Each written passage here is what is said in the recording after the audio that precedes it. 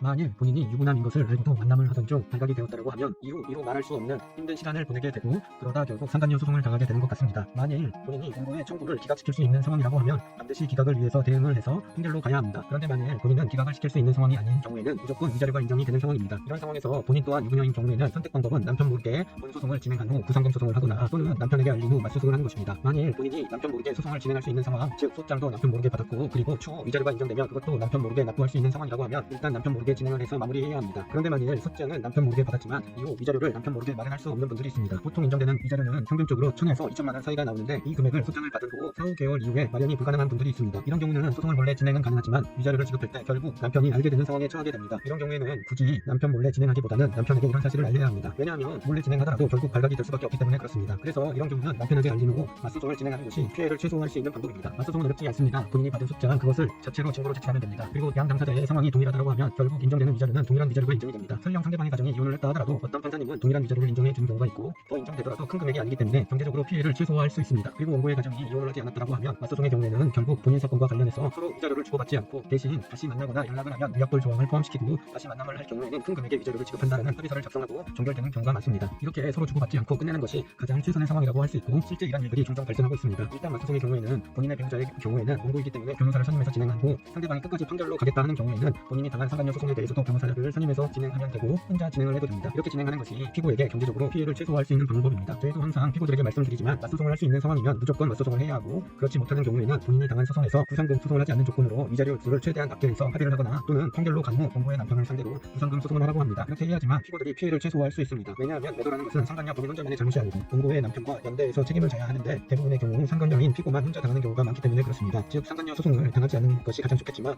일단 당했다라고 하면 맞소송 또는 부상금 소송 중 본인이 할 수 있는 것을 선택해서 대응해야 한다는 점, 그렇게 해서 금전적 피해를 최소화하는 것이 가장 좋은 방법이라는 점 꼭 참고하시길 바랍니다.